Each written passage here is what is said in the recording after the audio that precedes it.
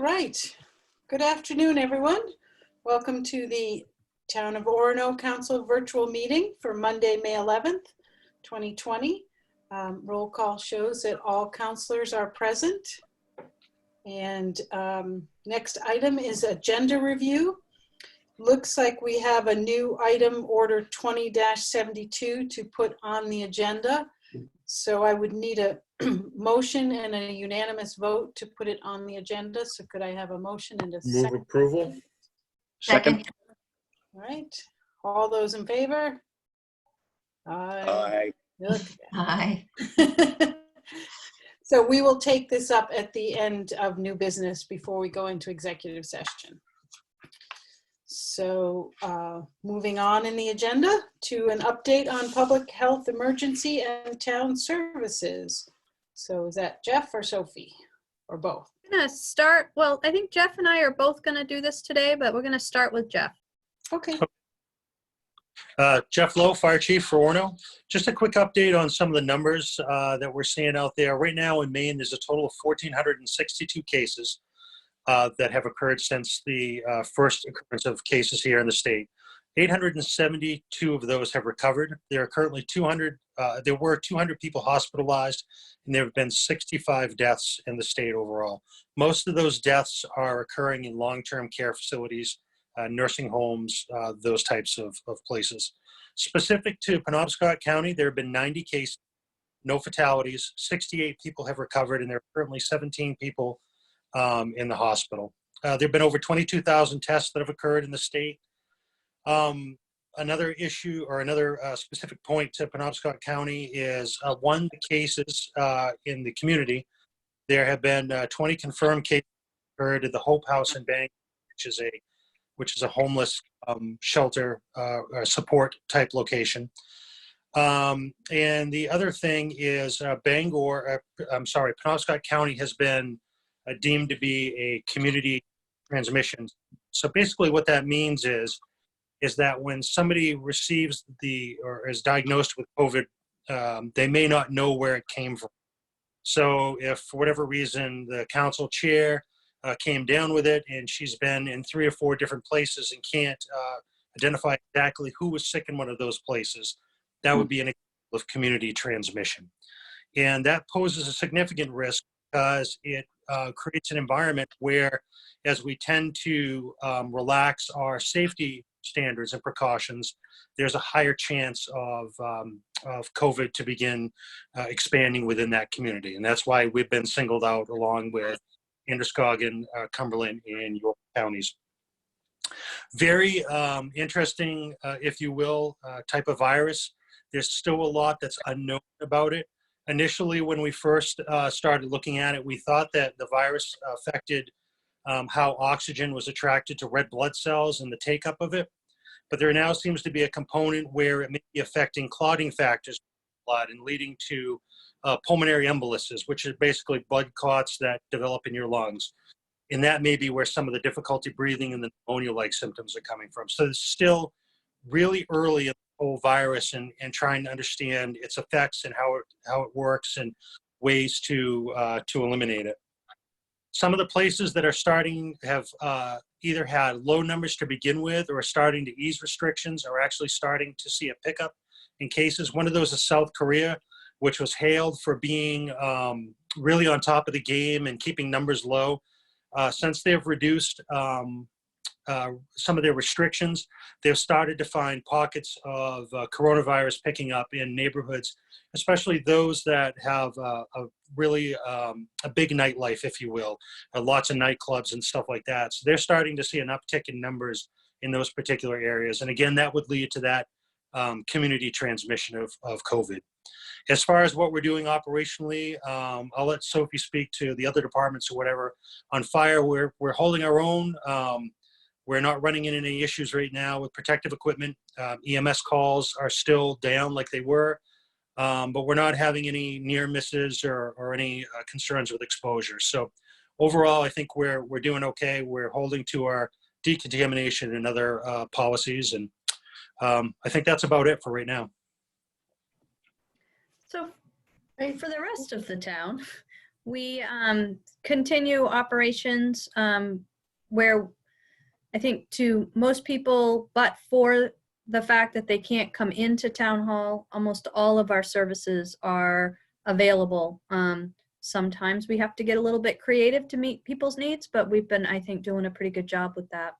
We're actually turning our attention now to a transition plan for opening up. Every department is being evaluated individually. We right now have moved Dave's community development crew out of the office and have not had them come back because we've broken finance up into multiple individuals, and put them in Dave's offices so that we can run finance from the town hall where your original documents are. My sense is that when it comes to general government, community development will likely be one of the last departments that we bring back to operate in the new normal, because remotely they are doing an amazing job keeping up with the need and making sure that things are kind of continuing on without missing a beat. I think police and fire continue to operate as you would expect. We are going to keep that building closed to the public until the pandemic is over, just because we have a higher risk, I think, there than any other place in terms of contracting the virus. Public Works is back to work. Rob has made, and Joe both, WPCF and Public Works full work weeks. They've made some minor operational changes to ensure that we can keep the social distancing requirement. When we look at the library, we are keeping the library working generally remotely. Laurie, I think, is looking at trying to begin to cycle some members of her staff through in pairs to be able to get some in the library work done. We do not have a date for beginning to open services, which would likely start with curbside delivery, especially if you guys help us with some equipment. And then it would likely be a very gradual opening of services there. Parks and Rec is one that we are trying to work through. I will admit the state of Maine is not being very helpful. We've reached out to the state. We've reached out to our insurance company to try to understand what the guidelines are. There are 4 pages of guidelines posted on the National CDC website with regard to opening pools. And even when we walk through that, we're still not quite sure how things will work. Geoff, Mitch, and I have been meeting about this. We're anticipating, hopefully, finally some guidance from DECD coming down later this week, which might be able to help us. I understand everybody's desire to get those summer programs and amenities up and going, but we have to be able to do it in a safe way that promotes not only the safety of the community, but for our employees. So we'll continue to work on that, but that the Parks and Rec is not going to be easy to transition. There's a lot of thought's going to have to go into that one. And speaking with Belle and last week, it looks like the hope is that unless the guidance from the state changes on June 1st, we would hope to open the town office up for some public interaction, limited people in, having to wear face masks.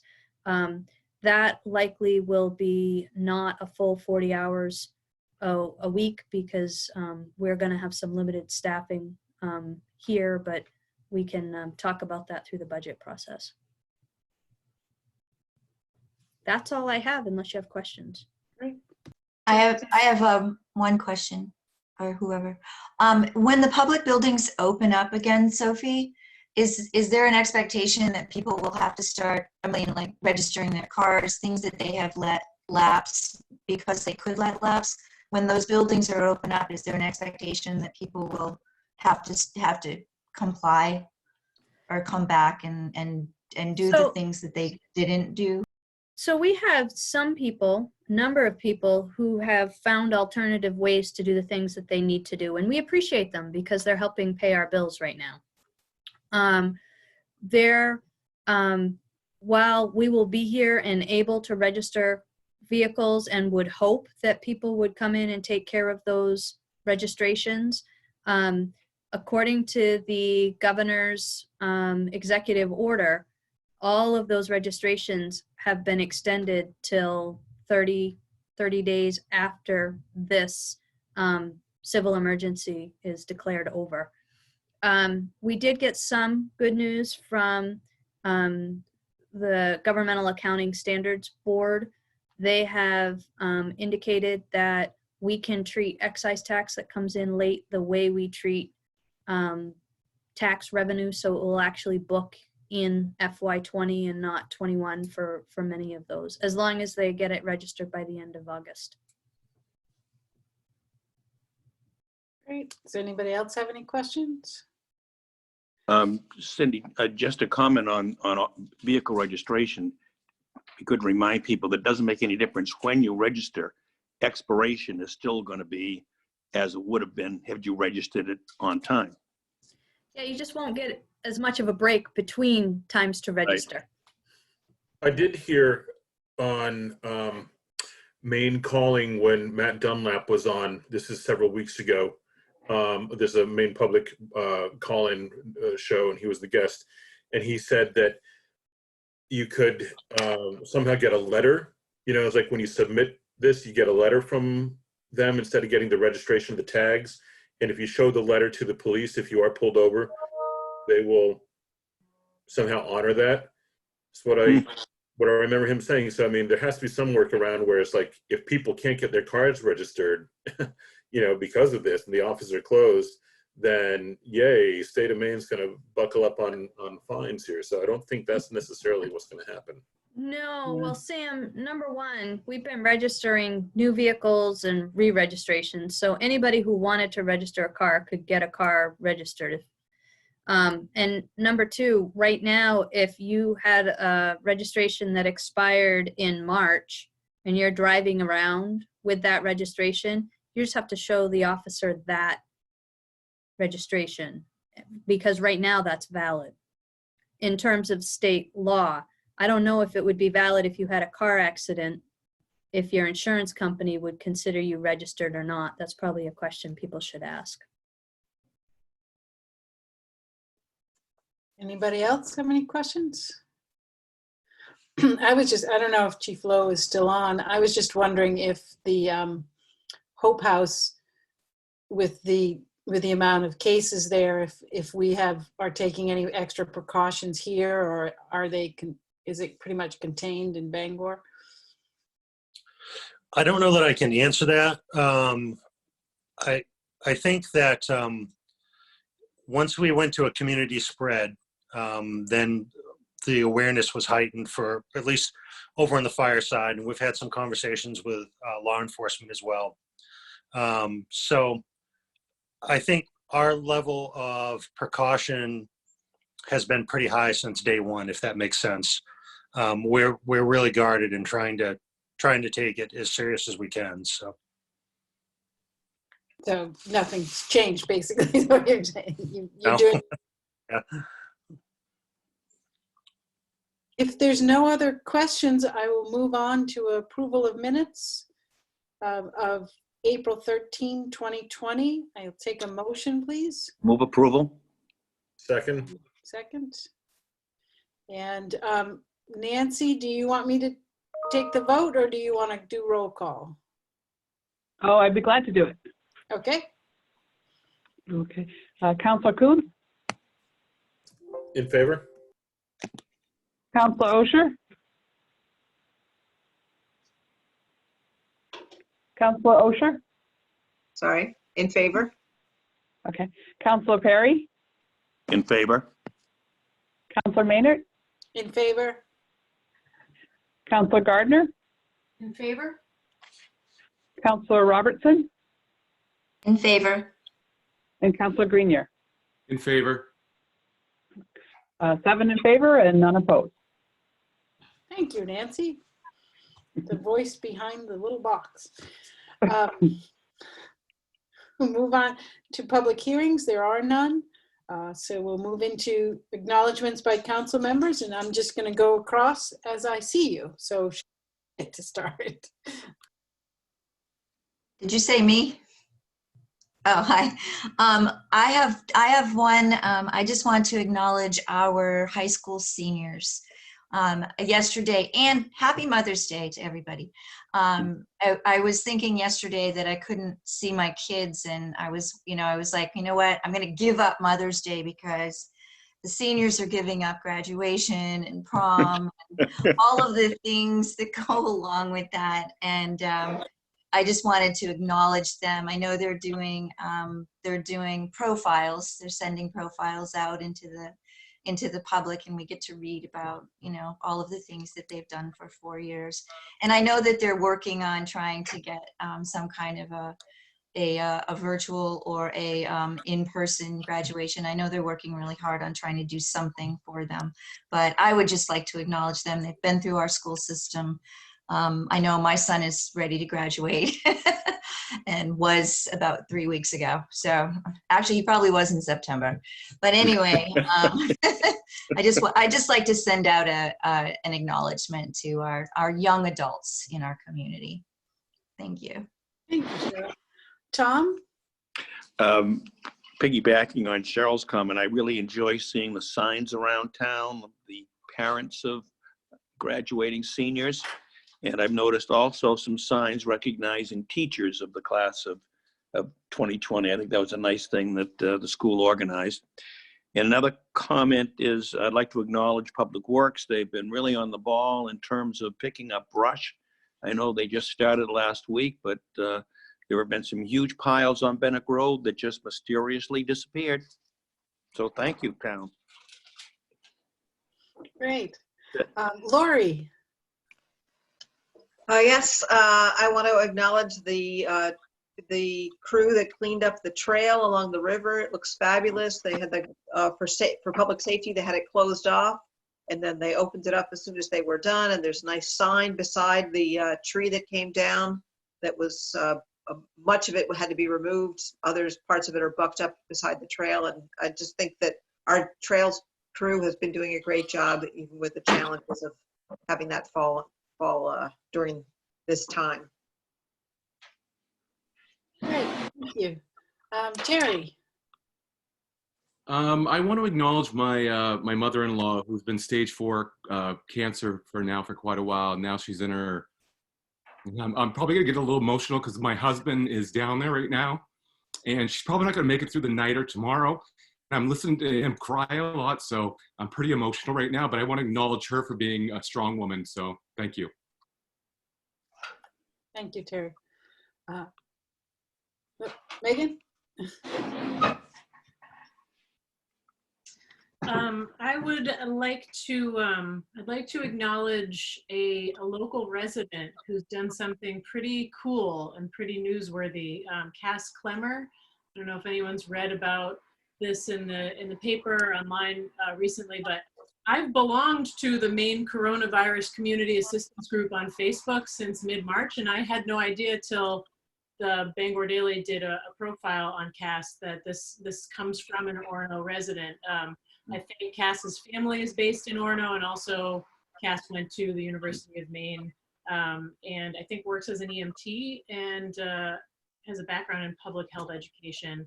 And if you haven't checked out Maine Coronavirus Community Assistance Group, it's phenomenal. I mean, it's just this group connecting people all over the state who need things. You know, a young mother runs out of formula. Somebody can't find Gatorade anywhere. Someone needs firewood. People all across Maine just help each other out.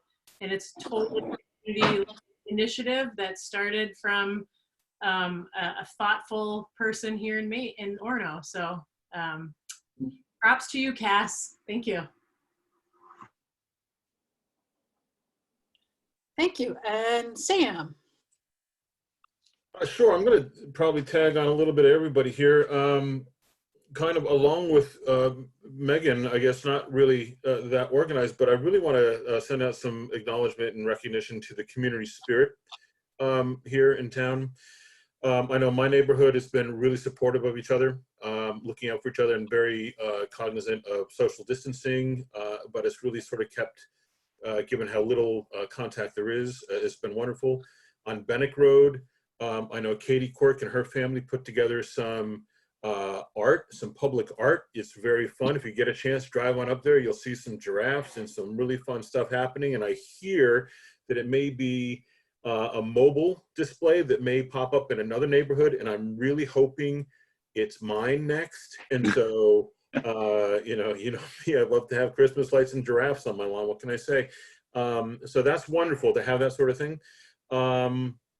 Also, I want to shout out to my neighbor Nikki, who developed an Easter egg hunt, a virtual Easter egg hunt here for all the kids. Had eggs hidden all over the neighborhood, was great. The brush pickup. Tom, it's not magical how it happens. I was on a Zoom meeting last Friday and I heard the wrath of God out in front of my house, and I went out to look, and the Whacker Newson was right on my front lawn picking things up, and with the precision of a brain surgeon. And I went out afterwards and I saw maybe 3 or 4 toothpicks worth of twigs left. I mean, it was amazing how well the job they did on that was great. So props to them. It was wonderful. Also acknowledging the high school seniors, but also the UMaine grads who were not able to celebrate the way they deserve, but hats off to them for everything. And also I just want to acknowledge all of the teachers. I know several educators here in the Orono system, and they're doing amazing work. This has not been easy for them at all, and including our own Megan Gardner, who's teaching as well. And it's just hats off. This hasn't been easy at all, and you're keeping our kids hopefully somewhat sane. So, and that's kind of it. My dog has been really good lately, so that's it. Well, I would just like to acknowledge staff, and especially Mitch, having to, deal with dogs and nasty things to deliver the budget today. So Marshall wasn't as receptive to Mitch with his mask on as he should have been. So thank you for all you guys do. To unfinished business, we don't have any. Consent agenda, I will take a motion to move the consent agenda. Moved. And a second, please. Second. Second. All right. Nancy, will you do roll call, please? Yes. Counselor Kuntz, In favor? Counselor Osher, Favor. Counselor Perry, Favor. Counselor Maynard, Approve. Counselor Gardner, In favor? Counselor Robertson, In favor. and Counselor Grenier. In favor. And the vote is 7 in favor and none opposed. Thanks, Nance. We'll move on to new business now. We're going to have a series of licenses. We didn't need to have public hearings due to the COVID-19 situation. So I will take a motion for order 20-61, which is an order approving a class 11 malt spirituous and vinous liquor license, special amusement permit for music, dancing, and entertainment, and victualler's license for Orono Football Pub Company, LLC, doing business as the Common Loon, Public House, 36 to 38 Main Street. Move approval. Second. All right. Is anyone giving a little spiel on this? I can give you a quick one. This is Dave Milan, the Director of Community Development. And as many of you know, the staff was not able to conduct in-person inspections for these facilities. However, we do have a history with all of them. So we have previous inspections, and with communications with the businesses, staff is confident and is recommending approval of the licenses.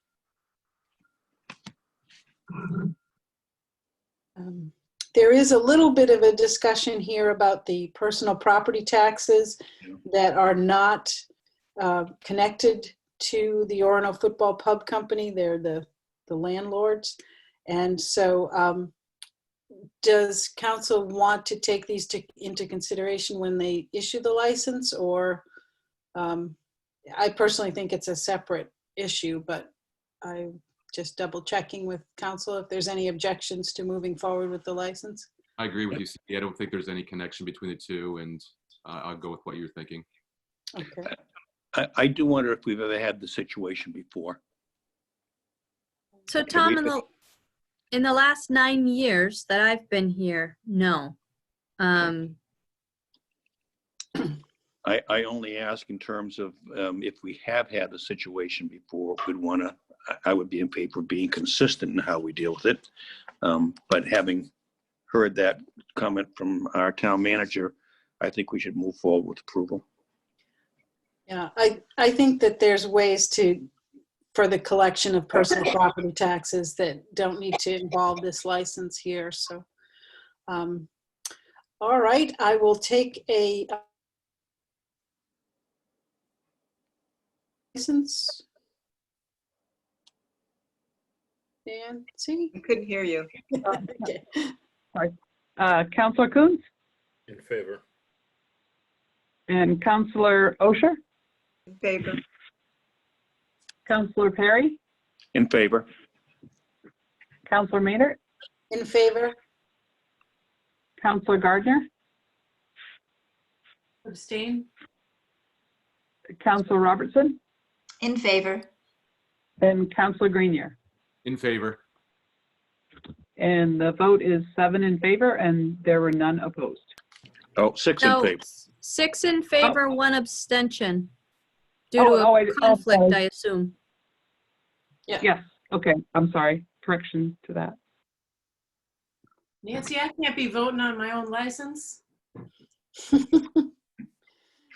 All right, moving on to Order 20-62, order approving a Class 1 malt, spirituous, and vinous liquor license and vitulers license for Chow Enterprises, Inc., doing business as China Gardens, 6 Stillwater Avenue.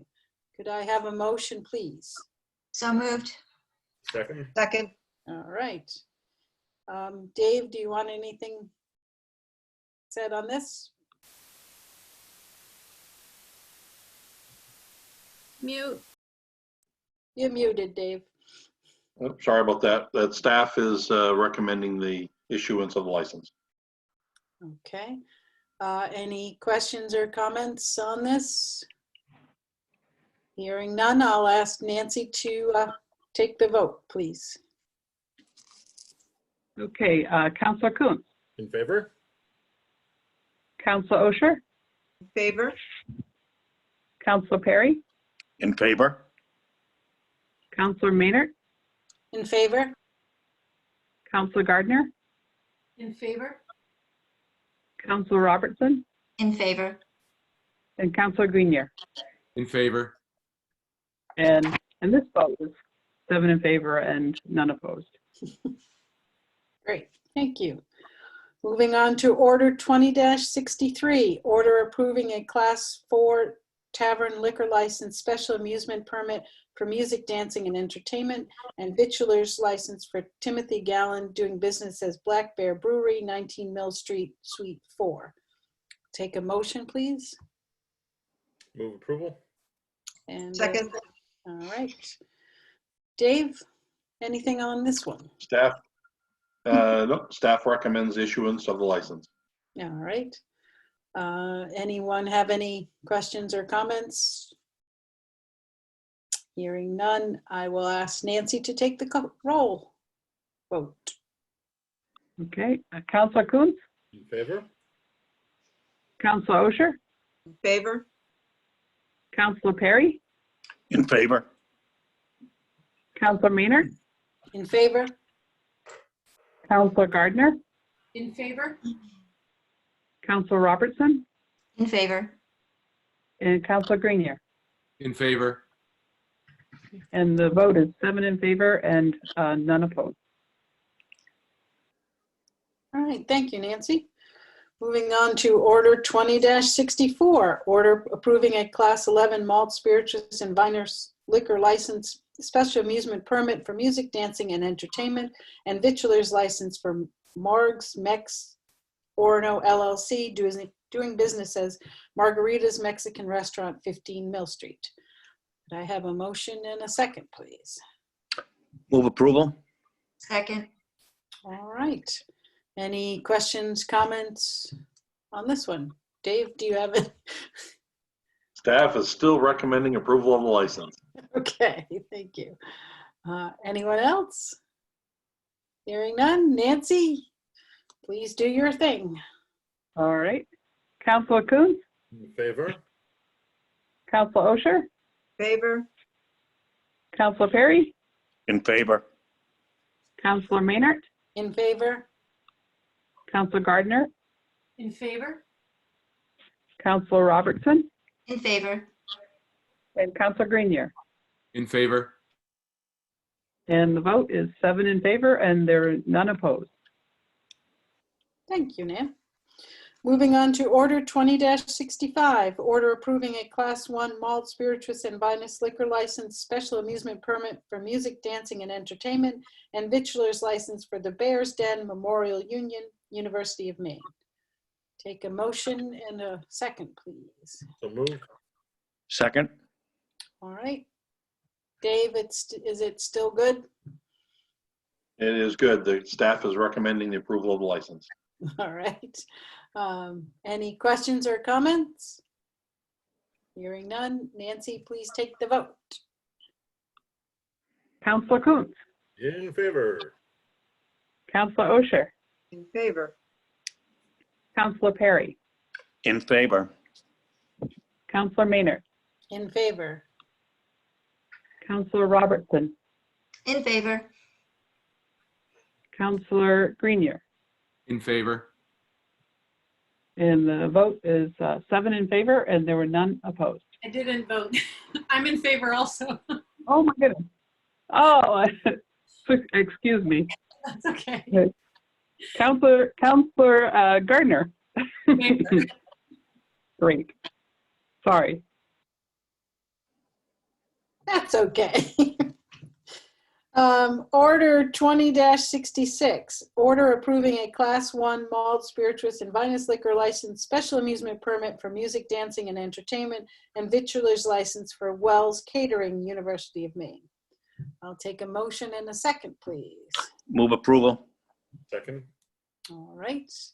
Dave, Staff is recommending approval of this license. thank you. Anyone else with questions or comments? Hearing none. Nance, would you do it again, please? Councilor Coons, In favor? Councilor Osher, In favor? Councilor Perry, In favor? Councilor Maynard, In favor? Councilor Gardner, In favor? Councilor Robertson, In favor. and Councilor Grenier. In favor? And the vote is 7 in favor, and there are no one was opposed. Great. I know that was fun, but we have to move on to the fire. So order 20-67, order approving the purchase of a public safety and municipal building fire alarm panel from Eastern Fire Protection in the amount of $5,996 with funds drawn from the facilities budget. I'll take a motion, please. Move approval? Second. All right. And staff is recommending this purchase. Thank you. So we actually had a conversation, council and I did, about this in workshop where our alarm panel was failing, and because it's covering a building that houses a dormitory that's people are sleeping overnight, we really didn't have a choice but to fix it. So they were actually here last week to fix it. We're taking money out of the approved FY20 facilities budget. But because it's over a $5,000 purchase, I need council to confirm that they're okay with it. formally. Anyone have any questions or comments? No, it's probably a good use of our funds. Nancy, would you take a vote on order 2067, excuse me?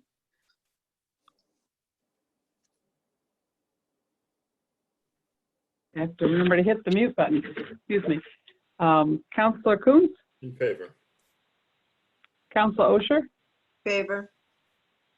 Councillor Perry, In favor? Councillor Maynard, In favor? Councillor Gardner, In favor? Councillor Robertson, In favor.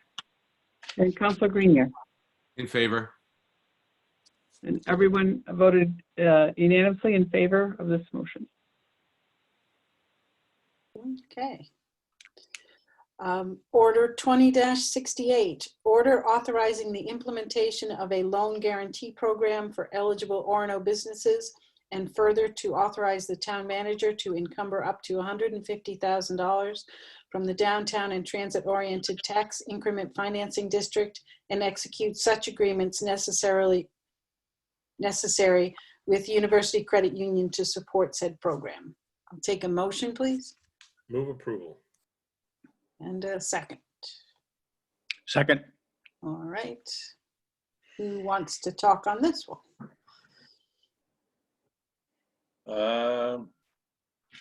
I will start, and maybe Sophie will jump in when she feels it's appropriate.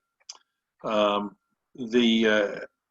don't want to repeat a lot of what we did in workshop, but just to kind of give an overview, is that the Economic Development Office was looking at ways to be able to support Orono businesses during the COVID-19 period. And we have created, or we're proposing the creation of a loan guarantee program with University Credit Union, where businesses could apply for up to a $10,000 loan, and that the town would serve as a guarantor for those loans during a time when folks' cash flow is difficult, and it may make it otherwise difficult to get loans that can help these businesses. During the budget workshop, council made some great suggestions, and they have been implemented into the proposal with University Credit Union, in that the original proposal was for a 6-month period where no repayment was required, and then followed by a 6-month period where a minimal amount was paid, and a balloon payment at the end of that year. Council had suggested maybe extending that out to a 12-month period, and UCU was amicable to making that change. So now the proposal would be a 6-month period where no payments are required, and then followed by a 1-year period where that minimum would be paid, and a balloon payment was came up at the end of that period. The other thing that was suggested was that if a applicant were to borrow the money, but at the end of that 6-month period, they were able to pay the loan back because of getting funding from either the PPP program or other SBA programs or other FAME or local lenders, that the town would reimburse them the $250 application fee. So it's a 0% loan for a business to borrow up to $10,000. It's a $250 application fee. As I said, if they pay that within the first 6 months, then we would reimburse them that amount. The last thing that we had that was discussed was the level of financial liability to the town. The 80%, if a loan was foreclosed on for lack of payment, the town would reimburse UCU 80% of the outstanding amount, plus any legal fees that was required to get that far. Conversation was about what limiting that liability, and what UCU has agreed to is that that would be no more than it would get the 80% of the outstanding balance and a $500 fee for any cost that would be associated with the foreclosure of the particular. I think I hit the high points, Sophie. I don't know if you've got anything that you want to add to it, or if you have folks have questions, I'd be happy to answer them. So just two things for folks. First, in the background material, I listed 3 concerns that I have heard from counselors since our last discussion, just about requiring a business to actually have been sustainable prior to COVID-19. A concern or thought about there are a lot of businesses of lots of different types in Orono. Should this be a targeted program, or is council fine with it being open to everyone? The last one was, with $150,000 available in chunks of $5,000 to $10,000, there aren't a lot of businesses that would benefit. Not a lot could. Are there other ways that we should be looking to utilize the fund? So I'm passing that along, because when people ask me questions like that, they're really not to me, they're really to council for you to think about or not. The last thing is, when we talk about taking $150,000 from some place, where that's coming from is the downtown and transit-oriented TIF district. When I project the balance that will be in that district's program development fund at the end of the year, right now I'm projecting it will be about $535,000 with nothing encumbered. As you recall, we were carrying encumbrances, but then discovered that our calculation of when the TIF district was going to expire was based on the renewal period, and what we learned when we pulled the actual certificate is that they gave us more time. So we no longer have any encumbered funds in there, because the TIF district will not expire before we're done with the debt payments. So 150 from 535 leaves us with a projected balance unencumbered of 385,000. Later on in the agenda, you're going to hear me make a pitch for an unanticipated infrastructure project in the downtown, coming out of the downtown transit-oriented TIF district, of about $110,000. So I think you now know everything I do about this. I have a question. So, and Dave, I probably was taking notes and I didn't hear exactly what you were saying. If a business takes out a loan and folds in this process, like doesn't have enough to sustain it and has to fold, and what happens, how does that loan get repaid again? How did you explain that? Sure. So the $150,000 that Sophie is talking about would be placed in the development fund, and so it's a guarantee for the repayment of the loan. So if a business were to go out of business and we're not able to make the payments, then the cash would come out of that fund and repay UCU 80% of the outstanding balance. And the 20%, the 20% would be UCU's loss. That's a risk that they're taking on that. Okay, that was my question. Thank you. Sure. And I think that sort of goes to the piece of why, I mean, I understand the sentiment behind listen, as someone who runs a business, I know that things it can be mercurial. Like you can have a lot of things happen to your books that are out of your control based on, I mean, hell, this, right? Like people's sustainability in a college town with the population we have, business can be unpredictable here. However, I think a huge part of why it's important for us to adopt this with the understanding that businesses would have to demonstrate that they were sustainable is simply because of the liability that the town carries. I mean, I like a scrappy underdog, and I don't want, in principle, I don't want to exclude those businesses, but I think we also have to pay close attention to, businesses that are most likely to be able to repay those loans so that the town doesn't see any liability for them. I agree completely on this also. I think that it's like most things, if you need to go to the well to get something, there are criteria. Banks have criteria.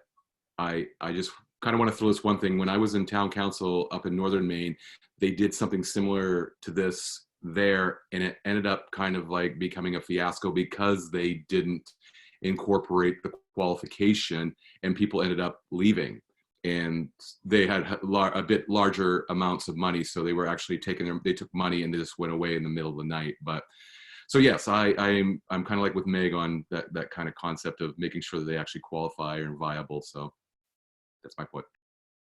Dave, do you have a sense of a lot of businesses that would want to take advantage of this program in Orono? Like, without naming names, do you have an idea of like what types of businesses or what kind of quantity that might want to use this program?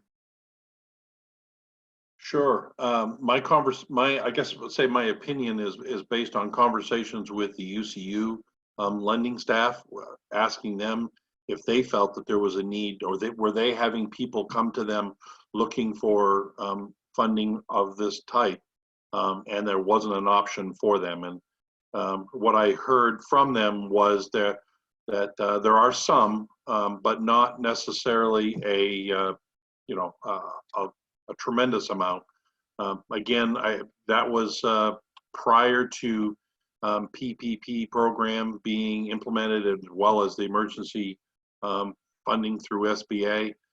What I've been hearing locally is that people have been applying for funding from different organizations, and it's just taking so long to get it done, that we thought that this was a program that can be done relatively quickly and get the money into the business's hands when they need it in order to survive. So I don't know if there's going to be my prediction is that we're not going to run out of funds, meaning that the number will exceed the interest. But I do think that there are, for the ones that qualify for this, it would be a welcome opportunity.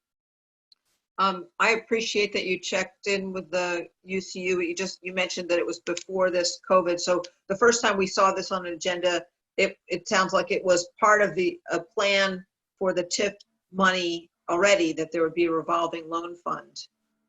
Is that true? Correct. So this, because of our change in what we're doing with our days, it was something you were able to revisit, and it's a great idea to be able to help people. My other understanding about the PPP funds is that in general across the country, the funds have gone to businesses that already had established relationships with banks, and actually bigger businesses, leaving small businesses behind because they've been so scrappy that they may not have had established banking relationships. Also because the amount of money that went through, the banks would get a percent, and the more money they pass through, the bigger benefit they get. And so the second PPP, they actually had a moratorium on large loans for a time period to get banks to push more through. We're lucky in Maine that we have banking associations with our small businesses, and across the country, we actually did better the number of small businesses that were funded through the PPP. But what happens in any of these instruments is that the people who have not been taking advantage of banking tend not to be thought of because they don't have a relationship with the banks. So I think that Megan's question was a good one. I'd be interested in finding out what are the kinds of businesses we have in Orono, and what are some of those businesses are not like Megan and I have been able to apply for the PPP and be successful, but maybe they didn't apply or they didn't feel comfortable. I didn't apply the first time around because I wasn't sure that I wanted to be in something that would turn into a loan. And I have an established relationship with a bank. So I'm wondering if before we take this liability of saying 80% of the money because we're giving the money away, or put ourselves in the position of lending to people who already have established bank relationships, as opposed to lending to the bank, to the businesses that we want to support and see thrive. We want to be the town that, because we're all impacted by this and we understand what we're seeing across the country, is that the people who are already at the margins of the economics, the people in service industries, they're the ones that are having it's the largest impact on their lives and livelihoods and economics. So I would want our money to be able to be not open to all, but focused on the people who are the most marginalized. And in this case, the business community that's the most marginalized and would have the greatest benefit short term to maybe survive this. So, I'm sorry. Dave, I was just going to say, is it my understanding that the business has to be in the TIF district? No, it just has to be within the town of Orono. Okay. Good question, though. If I may, to Laurie's comment, is that I've overseen several microloan programs in my career, and they've helped dozens and dozens of small businesses. But one of the things that I learned from my experience was what these businesses were lacking was a banking relationship, and I saw the value, and I continue to see the value of a business having a regular relationship with a bank and with a funding organization. So I had originally come up with this idea because I felt that it was an alternative to a traditional microloan program where the money we were actually lending the money out and the money was being paid back to the municipality. It can work, but as I said, it didn't include any kind of a banking relationship that I think is important to the success for the business. So I wanted to create this type of a project prior to COVID-19, and since this time period, we have taken it to adapt the rules specifically for this. And once this part of the requirement for this is the business has to be able to show a negative impact through COVID-19. So it's not, hopefully, this won't be going on forever. But there would be more of a short-term program, but it does give us an opportunity to use this vehicle to help businesses and see if you want to be able to do this more of it, in a post-COVID-19 world. So that's a great idea, to try to make it, instead of going through the town, have it go through a banking organization so that people would have that relationship. But when we just target the businesses, you don't have anything that says we're targeting businesses, we prefer businesses that don't already have a banking relationship, because you're also being very clear that you want the business to be able to show its solvency, and people who don't have a banking relationship don't necessarily have the skills to show that. So there's a very slim, I'm wondering if there's people in our town, I assume there are, that are business people that we would be able to target that cannot or have not accessed the other loans, as opposed to trying to access them and it's taking some time, because the other loans have missed people, and our goal is to be able to be supportive of all of our businesses, especially those that make our town unique, and the small individual businesses that are owned by, family owned, or that only employ a few people. those are the ones that have been missing out. We've seen across the country, and I don't know how to word this to try to support them. And certainly the small amount of money we're offering, that's maybe who it's going to attract. But I'm wondering if there's some kind of vocabulary that catches that intent. So at this point, right now, there is no limitation on eligibility. And, the vocabulary can capture whatever intent, but I mean, one of my basic assumptions is that we probably want it to be a business that's headquartered, not just happens to have a branch here, but is headquartered here. That would probably be important, maybe. Do we want to look at things, Laurie? So I think it's really hard for us to say, if you don't have a relationship with a bank, you can apply for this, or if you do. I think what we could say is, if you haven't availed yourself of the PPP or some other kind of funding, you can. Talking with Dave, I don't know that is something that he thinks would be necessarily a good idea. For me, we have 219 registered businesses in Orono. So those are businesses that declare that they're businesses and pay personal property tax. Some of those are people who have a home office and maybe have just themselves on the payroll and no overhead. And so some of the questions I have for council is, we're going to have to create some language around eligibility, and I need some input. Dave and I need some input as to, is it anybody and we'll just see who takes it, or do you want to limit it? I think the way it's written right now is not exclusionary at all. I think that it includes everybody. I think that getting the word out, is probably going to be what needs to happen. And then whoever, applies, we'll just go through the process. I don't see it as limiting the way it's written right now, as limiting businesses right now. So my point, Cheryl, is Yeah. exactly that the 219 people on this list right now could legitimately, or businesses could legitimately apply. Time Warner, Spectrum can, everybody can. That's my point. Oh, okay. Sophie, I like your comment a minute ago about businesses that are not just have a branch in Orono, but are, quote, Orono businesses. With the headquarter commentary. Yeah. Right, Tom? Yes. Yes, exactly.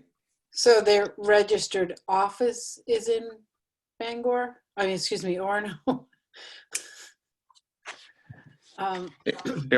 Their primary place of business is in Orono, I guess. How many does that eliminate of 219? Quite a few, looking at the list. So that eliminates your Park Sevens, your Orchard Trails or Orion LLC. It eliminates Coca-Cola and Cisco and those types of places. Sophie, I'm kind of with you on this. I don't want to muddy the waters here. I want it to be pretty, easy to deal with. That's where I'm at, not muddying the water. Does that mean you're okay with some large corporation that hasn't, I don't think that they would, but. No, I'm saying that I think Sophie's very specific in the sense that those corporations would be individuals that are not a base thing. So a base thing would be like my husband's business. He's based here. If he chose that he wanted to kind of see if he could want to get some funds, that would be a based business downtown, not Coca-Cola. So I think that our objective here, at least from my perspective, is to take care of our businesses who chose Orono as their base to run their business. Agree. A comment just came in at the chat line here. I just want to bring this up. You get some take. Maybe limit the employee size, or I think they mean the number of employees. What would that mean? And is that a consideration we want to take a look at? I think if you're based in Orono, I don't think you're gonna, like, you've eliminated Spectrum and Coca-Cola already, so. Well, I agree. I think that's well covered. And I think, also the purpose of this is to support the local businesses. And I don't think we have any large ones anyway, so. So I think UCU would probably be the only one that would necessarily qualify for that size. That's their primary headquarters is here, and since they are administering the program, they really can't loan to themselves ethically. I was gonna say that would probably be a problem. So, They would also have to show an impact, right? That the coronavirus has impacted them in some way, shape, or form. Yeah. So I'm also very supportive of the idea of a business that is headquartered in. I think that that's a really reasonable. No offense to the big housing conglomerates, but money goes Right. state out of area businesses that are pretty big to begin with. My question right now is more for council. I just want us to have a conversation and get some clarity moving forward about how this works in light of the fact that several of us either own local businesses or have partners and spouses who own local businesses. I know that I do not plan to apply for this loan, and so for me, I would feel comfortable voting on it knowing that I'm making a commitment to not avail myself of it. But if council felt that was inappropriate, I would also be happy to abstain. Whatever council feels is ethically appropriate, but I would like us to have a specific conversation about how that's going to work in light of many of us having businesses.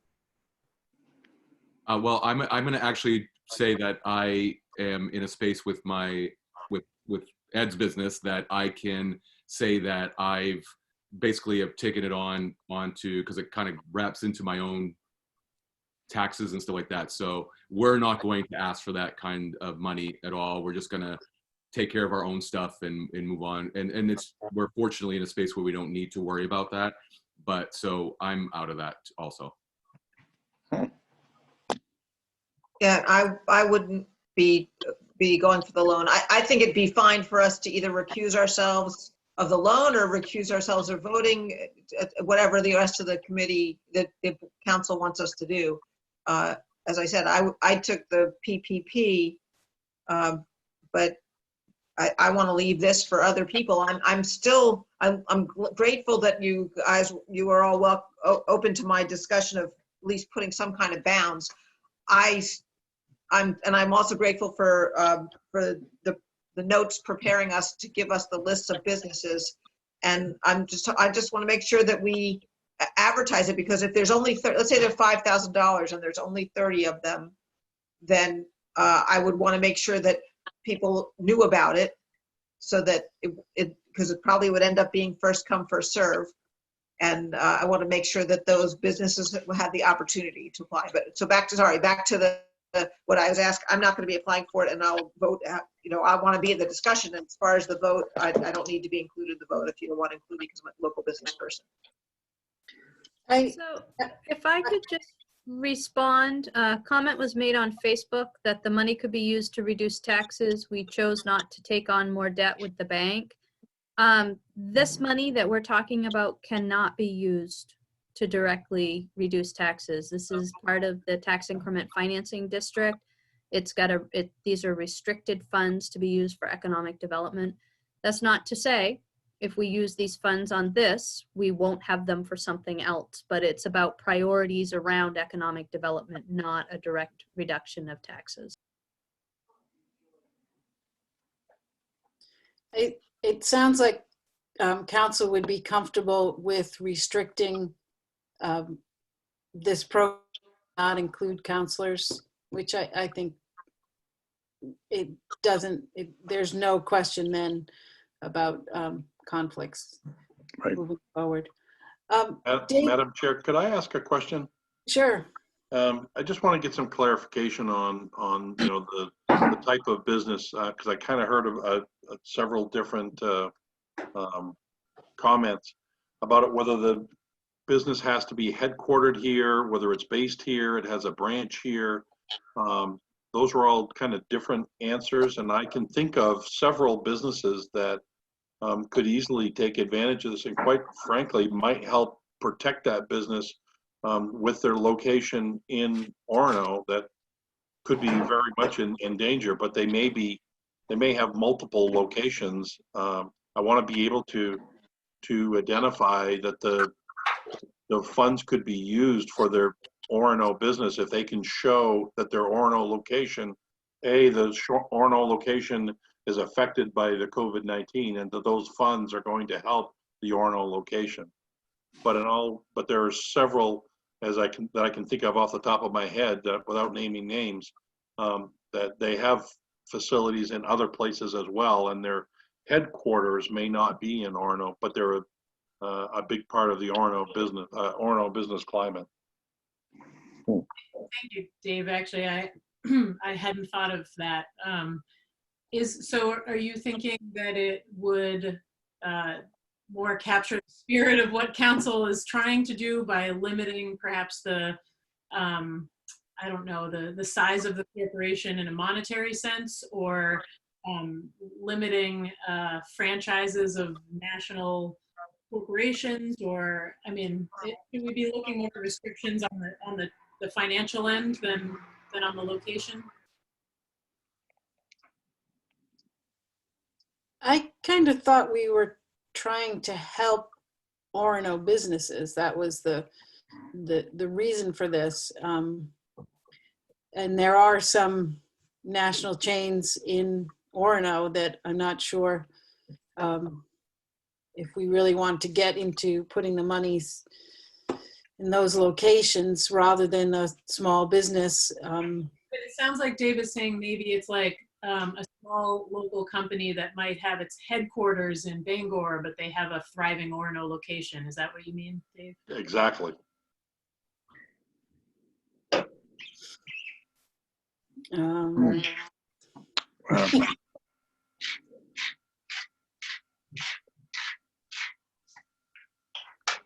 So then is it reasonable to perhaps look at sort of the yearly financial picture of that businesses and put like a cap on that to limit? I mean, assuming that a corporation that's taking in, I mean, I'm going to pick a number out of thin air, like a corporation that's taking in more than 5 million a year does probably not need this bridge loan to get through its next. So is that, I mean, is that a way to handle this?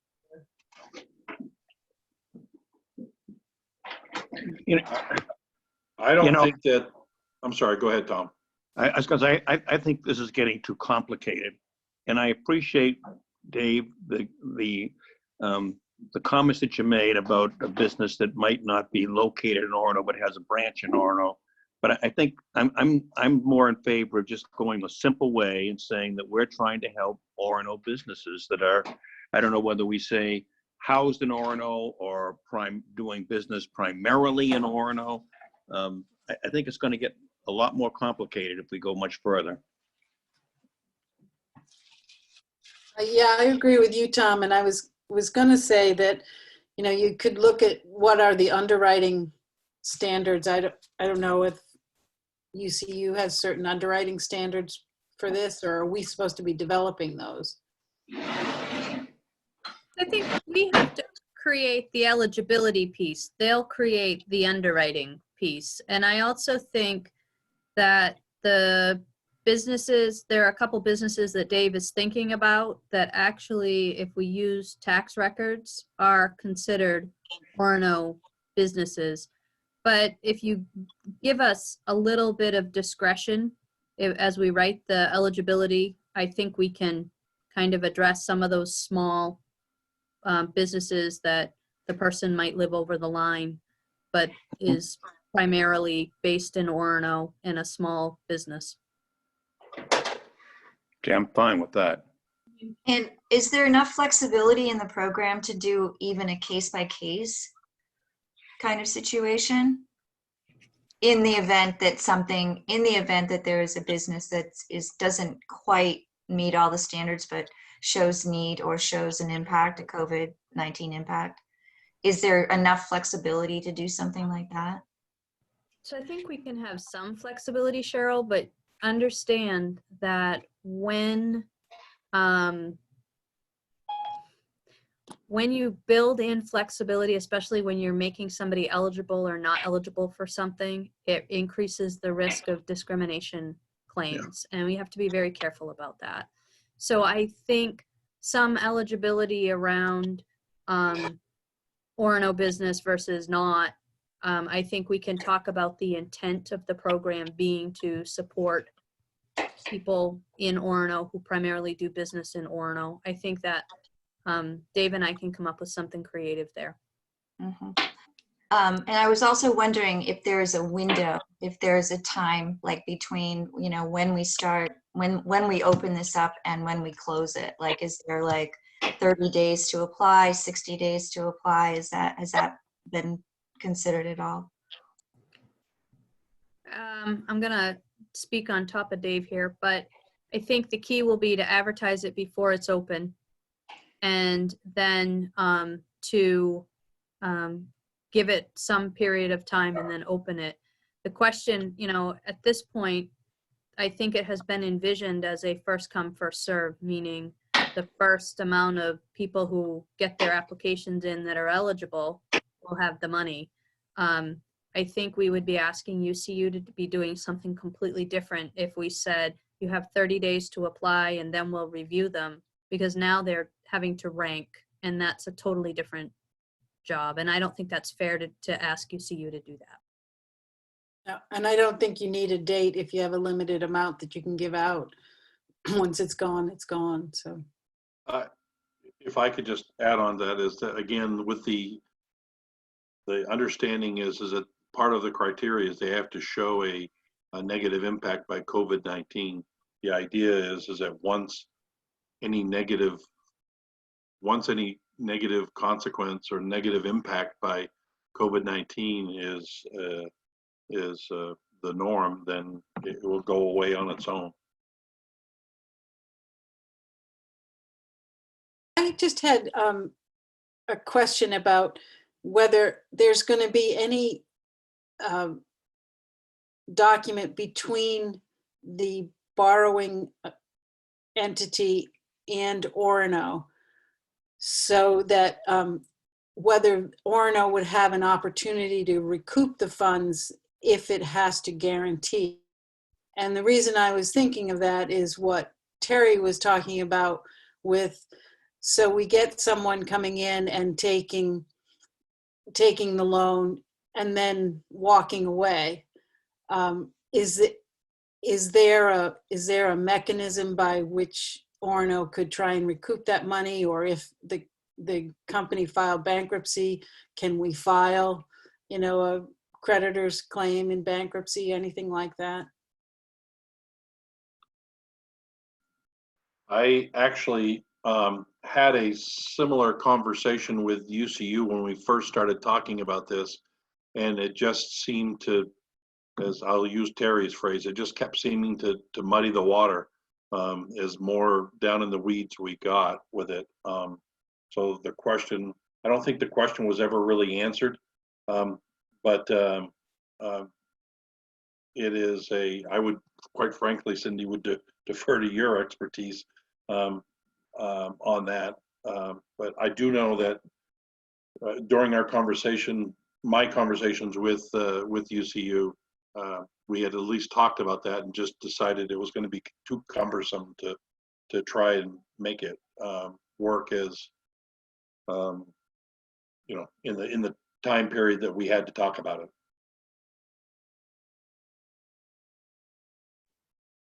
Okay, because I'm just wondering from a taxpayer perspective, are they thinking that we should make an attempt to recoup the money?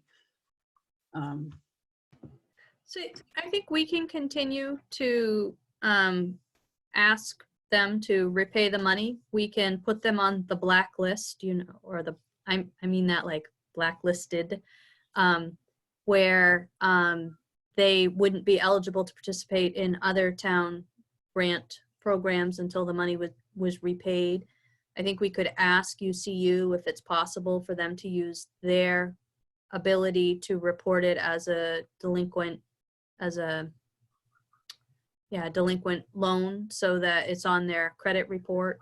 But I don't know that we want to go through the actual process of trying to recoup it, just because if they're $5,000, if we've given 5,000, I would spend that on our own Absolutely. trying to recoup it. Yeah, maybe the credit reporting would be enough to be.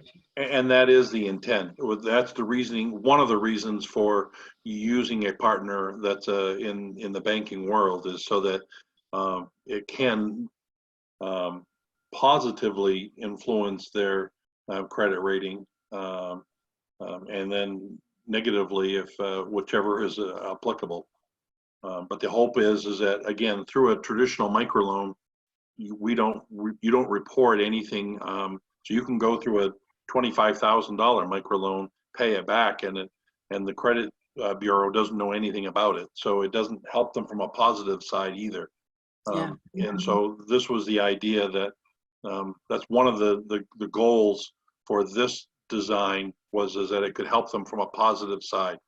But it's a two-sided coin that can also, affect them negatively if they don't pay it back. So people are really afraid of the annual report book. They don't want to get their name in the book. So another thing we could tell them that would happen is if they are delinquent on their loan, their name would be listed in the book if they pulled and it would be there forever. Okay, that sounds like enough of a deterrent. Does anyone else have any?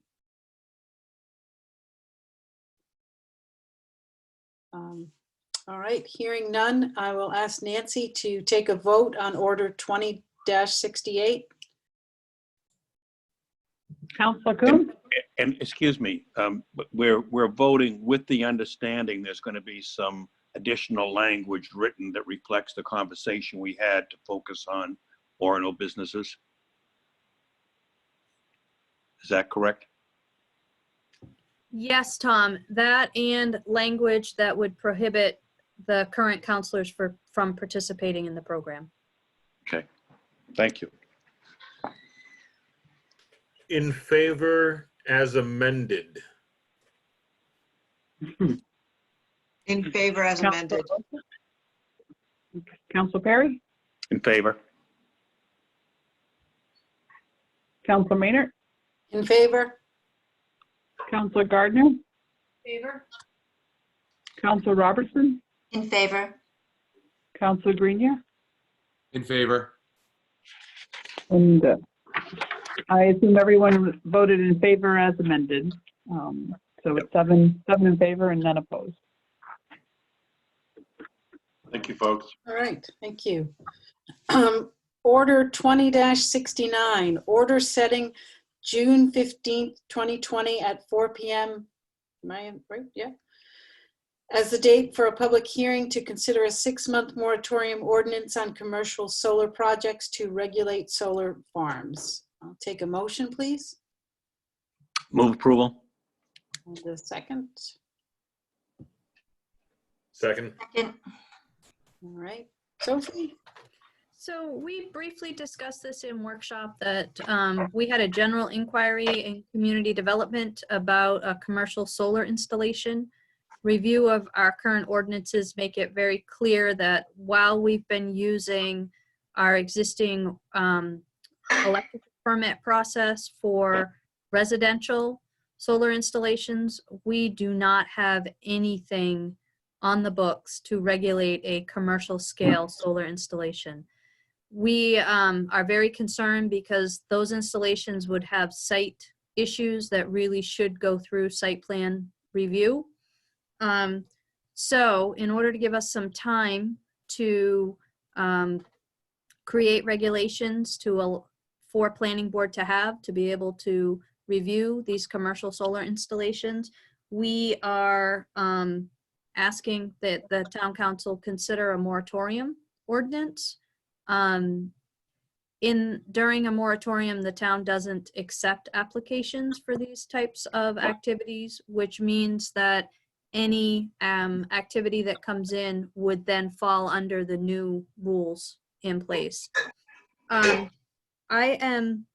This item is on new business simply because we're in an environment right now where not everybody may understand that we're having a meeting tonight and what's on the agenda.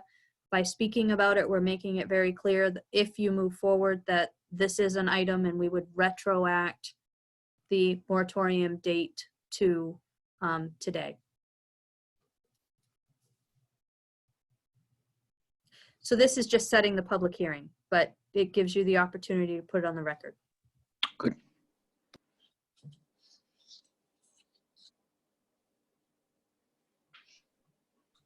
Any questions or comments? Nope. Sophie, I had one thing for you to consider when you're creating these ordinances is at the end when these things are taken down, there's a lot of question as to who has to pay to have the land restored to what it was. And it's whether sometimes it's the landowner, sometimes it's the leaseholder.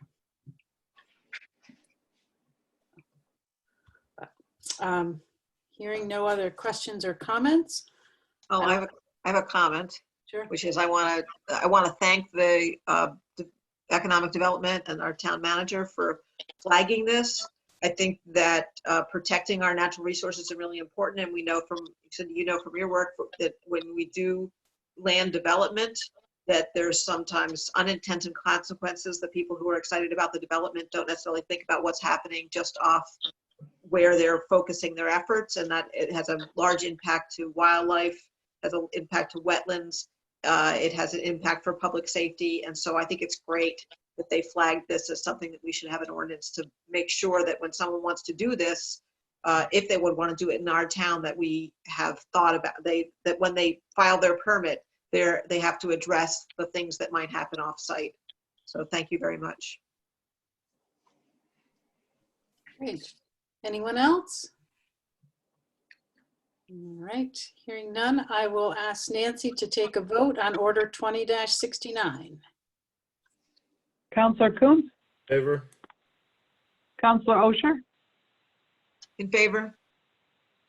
Counselor Perry, In favor? Counselor Maynard, In favor? Counselor Gardner, In favor? Counselor Robertson, In favor. and Counselor Grenier. In favor. And the vote was 7 in favor and none opposed. All right.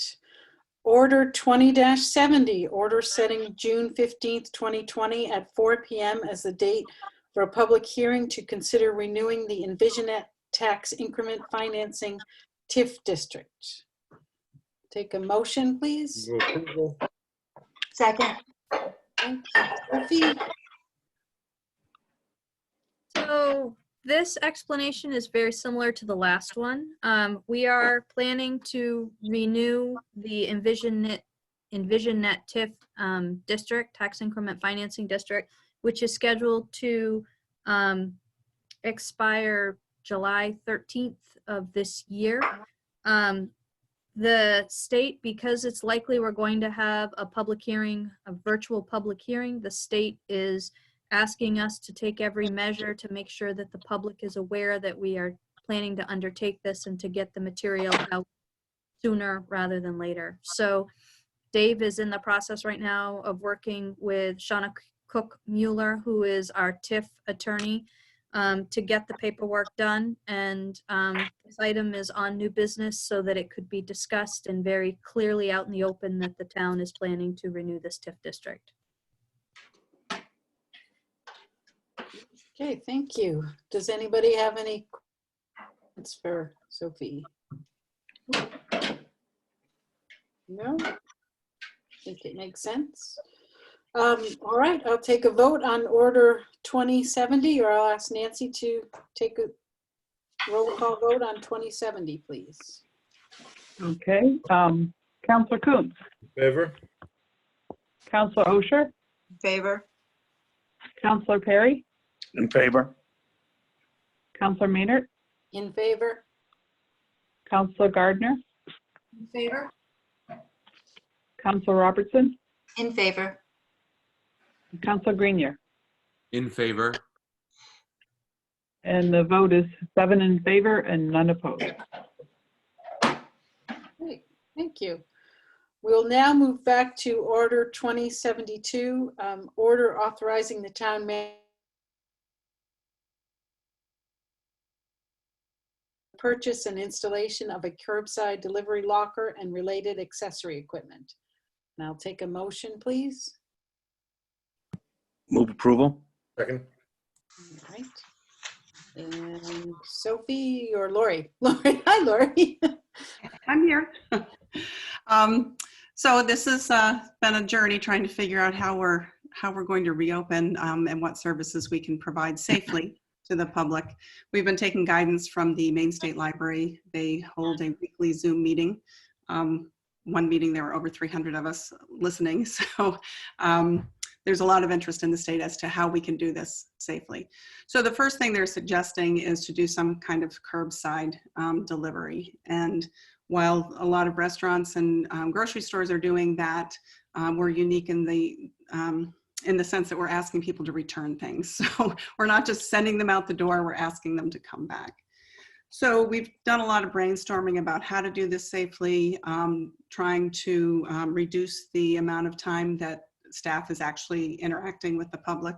As much as we love to do that, at this time, we really shouldn't be doing that much. So we came up with the idea of a locker. I think Sophie, on the agenda, you can see the four locker pedestal, as well as some Bluetooth locks.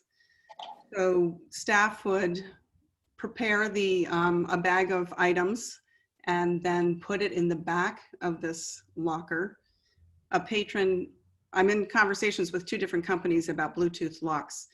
The one I've spoken to directly today, we can actually use the library, patrons' library cards to unlock the lock so that they could come walk up to we would let them know your items are in locker number 1, and they could scan their barcode. It would unlock the lock and they could remove their items.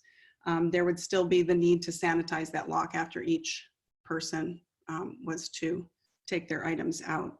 So we'd set it up as appointments. Not quite sure exactly timing yet, but set up appointments for people to come and take their items. We would still want them to return them in the outdoor book return. We wouldn't want them to be putting them in the locker. So that's kind of where we are. Hopefully I haven't left pieces out, but please let me know if it doesn't, if I haven't, I need to fill in. So there would be 4 possible items going out at any one time, but if you scheduled, you have to pick up within this half-hour window kind of thing. Right.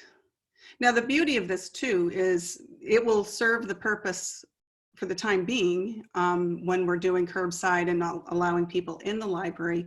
And I think Sophie mentioned in the notes that as we move forward with fewer staff, potentially for a few months or maybe a year, we would have reduced hours. So this would help people who couldn't get to the library during our open hours when we do finally open. And so they could be used in that way. And when we're fully open again, we still have people who don't find library hours convenient.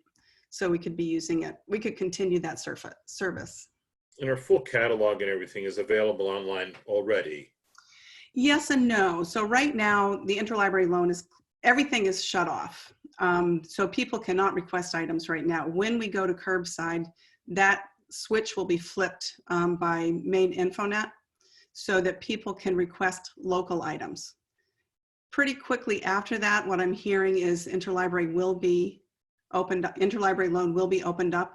they're still working on how to do that safely. You know, how to sanitize the bins, how to sanitize the envelopes, all those things.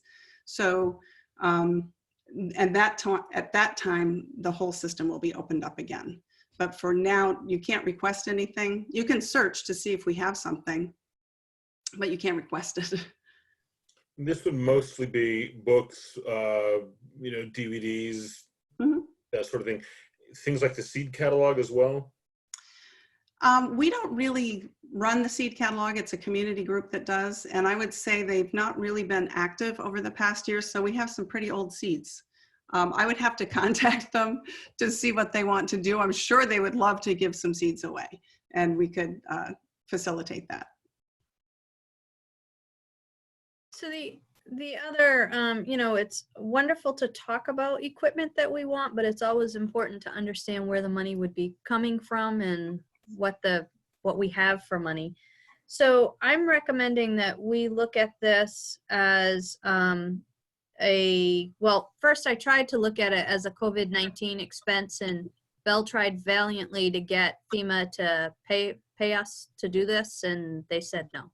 So our fallback was to take it out of the library construction reserve, which currently has $14,970. These are funds that are left over from the original construction of the library. So we are looking at a total of $3,000, which would leave us almost $12,000. Yeah, almost $12,000. And I am anticipating coming back to council to pay for some upgrades at the library before we allow the public to return.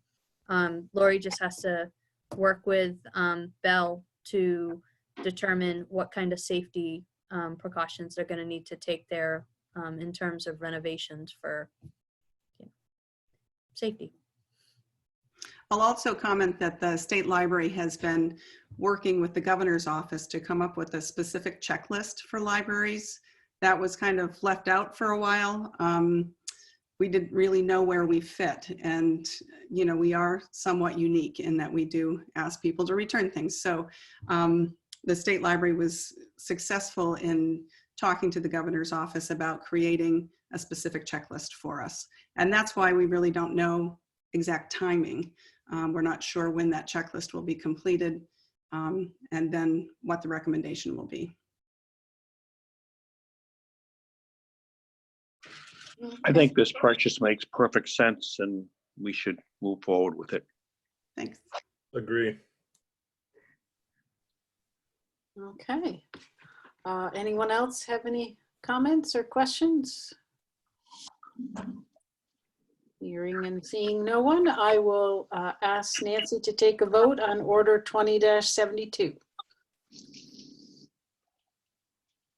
Councilor Coons? In favor?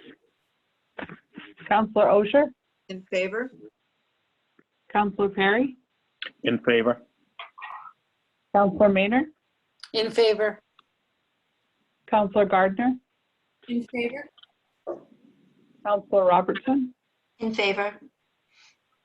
Councilor Grenier? Favor. And the vote is 7 in favor, and there were none opposed. Great. Thank you very much.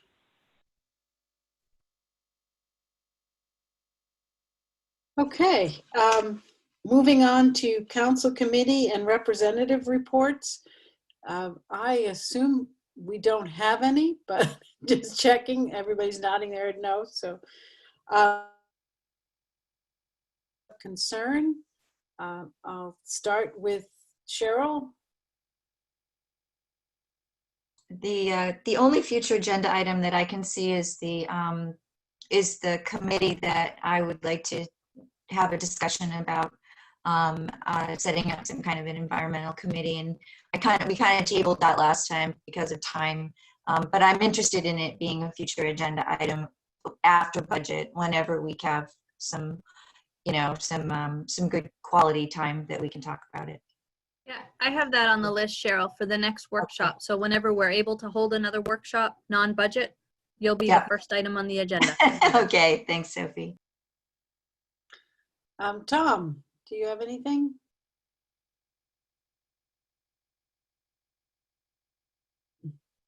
I think that was a no.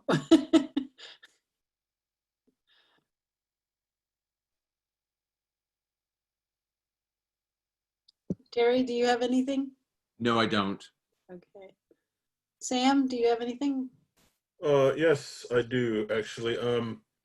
This every year around this time, usually is in June, where we realize that we're in Pride Month, they're heading into Pride Week, and we often talk about the possibility of crosswalk painted and that sort of thing. I understand there's some issues around that to actually make that happen since Bangor got their approval for that. But I spoke with Sophie earlier about this, and I was just hoping that you could address that, Sophie, with the ability, and I know there's a cost to implement of it, but I have a few follow-up questions here as well. So if you want to talk about the crosswalk, please. Sure. So I think I'm going to just repeat what I said last year, which is that crosswalks are a uniform traffic control device. The very nature of the crosswalks, Maine has its book of what it will allow us to use for traffic control, which would include all of the striping on the road. Maine's book is exactly what the federal government allows. And the reason for that is because they want to make sure that there is uniformity, that somebody walking a street in Maine is given the same cues for how to, or driving, given the same cues for how to make their way through that stretch of road. So when we look at crosswalks, they are giving people the cue of where it is safe to cross. They are designed to look a certain way, specifically so people who have disabilities can learn that that is where they're supposed to cross, and this is the behavior that they're supposed to use when they cross the road to be safe. It also is supposed to look uniform so that when you're driving through town as in a vehicle, you know exactly what is supposed to happen there or might happen there, and it kind of becomes part of the landscape. So when this came up last year, I reached out to Kathy Conlow, who is the city manager in Bangor, because people were using the example of the crosswalk in downtown Bangor that had the rainbow on it.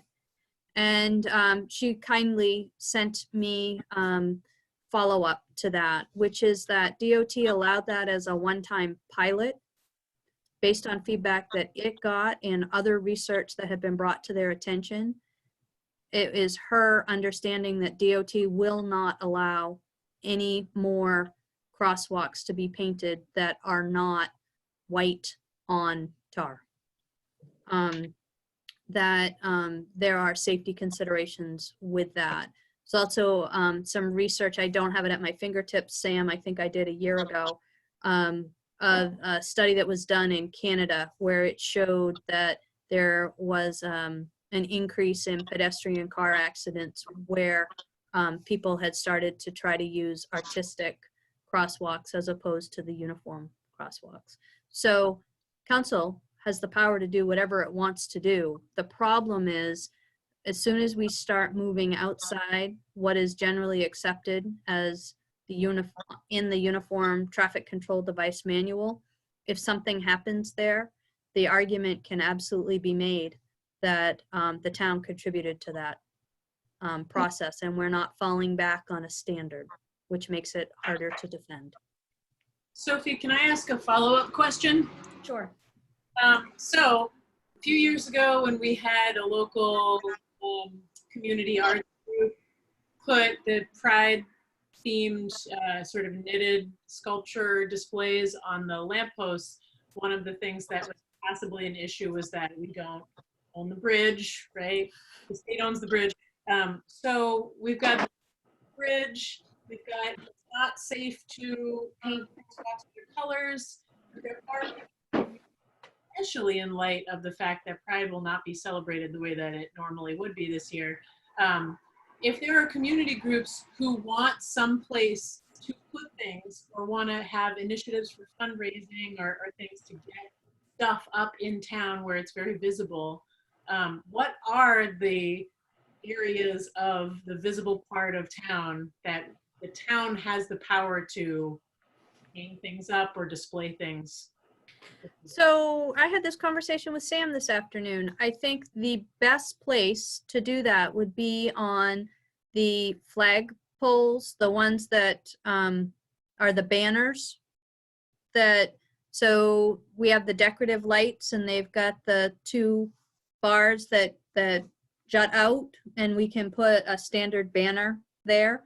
That is, a standard banner would take time to make. That's not something you're going to get in a couple of weeks, but you're probably looking, if you put them on all of the places downtown that are town light poles, you would probably be looking at $1,200 to $1,400 to buy those banners. So my follow-up question is, if there are folks who may not want to just go the traditional banner that you have to order from a company that costs a lot of money, are there spaces in town for community art, public art, or other expressions of support that could be generated by the community in the time frame and perhaps within a more reasonable budget? Yeah, Meg sort of jumped in before I was able to finish my initial train here, so if I can just sort of redirect, which kind of addresses where Meg's going here. We talked, Sophie, a little bit about the bus stops as well, and there is interest in maybe people being able to come up with creative solutions, including alternative markings on the road to crosswalks. We can talk about other images that have been circulating about, so I mean, not to continue with the crosswalk thing, but be it if we could get them on the flagpoles, with permission of Jeremy Chubbuck or whoever would put those up, that kind of thing, much like Humane does. But anyway, I'll leave it at that. And then, as Meg said, where else could we put these other than, and what could they do with the bus stops as well? You're muted, Sophie. Sophie, you're muted. Sophie, you're muted. There we go. So anything at the bus stop, Sam, would have to be built into the bus stop. We can't just like stick stuff on there. The flags, I would suggest, if people want to, especially for Pride Month, I would go through the University of Maine's, what's the word I'm looking for? Gosh, I just drew a complete blank. The office that deals with equality issues right on campus. Multicultural. Is it a multicultural? No, it's not multicultural. It's Sylvestre. Sylvestre used to. Yeah, Sylvestre, right. I think his office. Right. Because if that was something that they could get behind, which I would think they probably could, that request can go from them to Humane Facilities, and you probably would get flags up on the bridge, as long as the town isn't saying you can put the flag on the bridge, because we don't own it. So I think, Sam, that I'm gonna go right back to where I was before. I can't come up with any brainstorm right off the top of my head on what we can and can't do. I think we need to stay away from art on roads. I think we need to stay away from adding things that could be construed as distractions for drivers. But beyond that, I would be happy to have a conversation with Rob and get back to you in my next manager's update. I would again, though, say the wheels of town government are not the most nimble, and a couple of weeks before people want to do something, it's difficult to be able to cross all of the T's and dot all of the I's to make sure that what we're doing is legal and not going to cause the town problem. No, of course, I absolutely acknowledge that, and I take, last year I remember saying, note to self, get on this before it's June, right? And congratulations, it's 2 weeks before June. I still realize that's nowhere near enough. Question though, in light of that, how do we go forward looking at 2021? For if we were going to go ahead with this, is there a time or mechanism where we should consider putting a little bit of funding towards this? Because I think this message of inclusivity is kind of important and lines up with Orono's values and structure. So we are headed right into the budget process, Sam. Now would be the time for you to kind of be thinking. There's a night when we do wrap up that we're also looking at council special projects. That would be a time, I think, that you could bring something like this up for the budget for next year. I also think that, working with Stillwater Community Arts, there were some ideas about chalk and other types of paint in parking lots, town parking lots as an option. But that kind of got sidelined because it was all part of Artsapalooza, which then is being completely revisioned. And we still need to do some research on they had a special paint that would made out of safe things that could safely potentially go into the storm drain system. But we hadn't done all of the research simply because that project got postponed. But those are all things we could look at, Sam. If I could just put this out there for this year, and also something that isn't necessarily a huge financial investment, either for a community arts group or for the town. I mean, we do have a really great program in the winter where folks that organized go around from business to business and paint the winterscapes in people's windows if the businesses agree. Personally, my business right on Main Street flies the flag for the month of June. And I personally would love to do artwork in my window, so there are probably also a lot of business owners. If a community arts group wants to kind of organize, I bet there are a lot of people in the business community, visible people downtown, who would really love to dress up their storefronts for the month. I think that's a great idea. And I think as people get more active, I've already seen it just starting last week, more cars driving through Orono than we saw the month or two before. And so I think that painted windows, it's a very low cost and community effort. I think that's a great idea. Also, just to give a shout out to Christina Thwaite, who was the mastermind and the guerrilla artist, shall we say, who ended up putting the little panels, the painted panels on the bridge, completely illegally probably. But it was a wonderful pop of color and expression of arts in a really a drab and dreary time. And I think there may be some things like that could happen too without causing too much trouble or discern. But yeah, so I think we have an active art community, and I think I think that's a wonderful thing. So. Side note, those panels are actually for sale. All entire proceeds go to Hannaford gift cards for RSU 26 families that are in need. So if you look at that on Facebook. And there's also actually, yeah, Cami Carter's collecting those as well. If anyone was interested in donating gift cards to support families and children, especially who need food for that, that's a great thing. So, yay, lots of good stuff. Okay, I'm done. Lots of interesting stuff. We still got a lot to get through. So I don't know. My windows shifted. So I think, Megan, did I already ask you if you had any items? You didn't, but I think I took up enough talking time, so no. Okay. Laurie, do you have any items? Yes, I was on a call with that included Matt Dunlap talking about the strategies that the state is looking into for making voting easier in this COVID time, for safety for our poll workers and for our residents.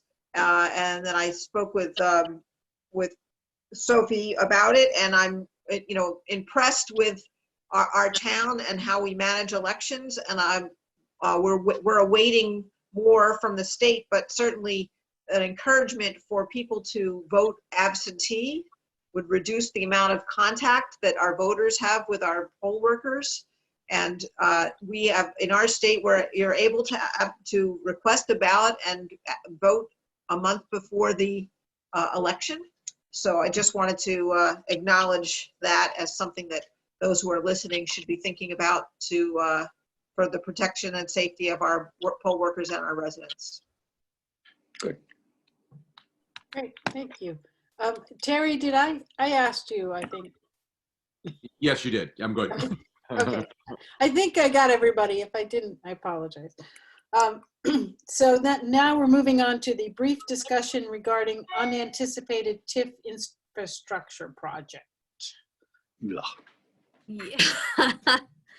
So, unfortunately, we found a catch basin that is in the back of the Pine Street parking lot. It's on private property. And then it goes in under the buildings and comes out on Main Street where it connects to the sanitary sewer. So all of the roof drains from the businesses along Main Street, or many of them in the block between Pine Street and Mill Street, are connecting into that catch basin. It's one that when it gets blocked, it causes major issues. So it's an important catch basin for our downtown businesses. But it is, it contributes an awful lot of water in a rain event to the sanitary system.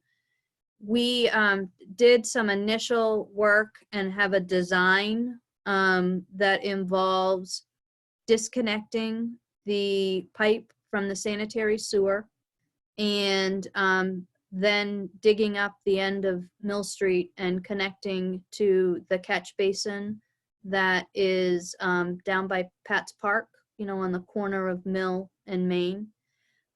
They're estimating it's going to be about $110,000. It is most definitely an eligible TIF expenditure. And there's still a couple of tests that we need to do. We need to make sure that there's no sanitary also connected into that. And also test cellar drain, go into people, do cellar inspections. There we are. So before I start the process and incur more engineering fees, the only place that we really have any money to take this from would be the downtown and transit-oriented TIF district. And I want to make sure you're okay with that. The plan would be to fast track the construction drawings, to finish our testing and do the construction drawings, and fold it into Joe's current year's work, which will probably end up happening in late summer. So he has like 4 small projects. If we roll this in, we probably will get a much better price as well for the work. So that's my pitch. I want to make sure that you all are on board before we move forward in this fashion, because it is kind of a domino that affects many different things. So, Sophie, this is something that is really affecting our stormwater permit or our CSOs, or? It would be more CSOs. The issue is that ponds there is an incredible amount of water that is flowing currently, and it's a known connection. When it was not as known, when it was maybe, we could kind of get away with it. But now that it's known, we have to report it in our CSO CSO permit application, which means that it's going to be dealt with one way or the other by our regulators. It would probably look much better for the town if we saw it and fixed it, as opposed to saw it and waited 2 years to fix it. And the funding source will likely be the same. Joe's got a lot of call on his infrastructure reserve in the coming years.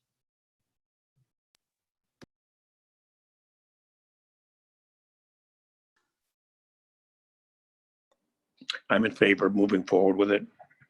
Sounds like we need to. So Sophie, is this this would be this year's budget or next year's budget? We probably will end up putting it out to bid, and then if this is the direction we go, we would finish the construction. It will take a couple drawings, so it would take a couple of weeks, and then put it out to bid. By the time everything is said and done, it would come out of next year's budget. It's really coming out of the reserve. Okay. Anybody else have any other questions or comments? Hearing none. I guess you could move it forward a little bit and see what the testing and the drawings show. So ultimately, it comes back to council because you'll have to award the bid, and you'll be able to see all of the exactly what's going to happen as part of it. Yeah, good. Okay. Public petitions and public comments. I think other than by chat, I don't think we have any. So now I will take a motion to move into executive session pursuant to 1 MRSA Section 405(6)D to discuss collective bargaining negotiations with International Association of Firefighters, AFL-CIO Local 3106.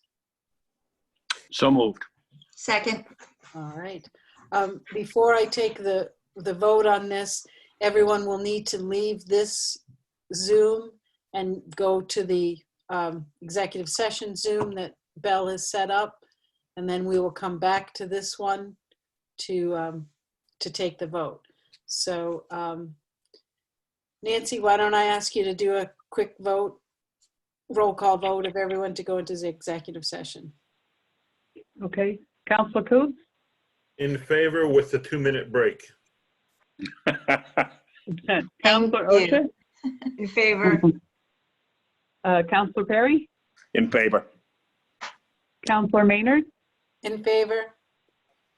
Councilor Gardner? In favor? Councilor Robertson? In favor. Councilor Grenier? In favor. Okay, and the vote is 7 in favor and none opposed. So why don't we say 5 minutes? So like 6:05, we will be in executive session. Okay, good. Super. Thank you.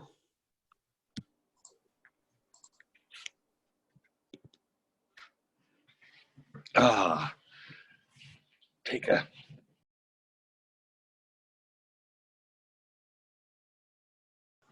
We are all here, so I will take, I will order 2071, order ratifying the agreement between the Town of Orono and the International Association of Firefighters, AFL-CIO Local 3106, from July 1, 2019 to June 30, 2022, and authorizing the council chair and the town manager to sign. I will take a motion for 2071. So moved. Second. All right, and second. We can't have discussion of the executive session, but is there any further comments? Okay. Just appreciate the work that our management team did in reaching agreement. Great. All right. Then Nancy, would you take a roll call vote, please? Councilor Coons? In favor? Councilor Osher? In favor? Councilor Perry? In favor. Councilor Maynard? In favor? Councilor Gardner? In favor? Councilor Robertson? In favor. And Councilor Grenier? In favor. And the vote is 7 in favor and there were 0 opposed. Thank you, Nancy. All right, with that, I will take a motion to adjourn till Wednesday when we have our first budget meeting. Yes, so moved. Second. All right. All those in favor, just wave goodbye.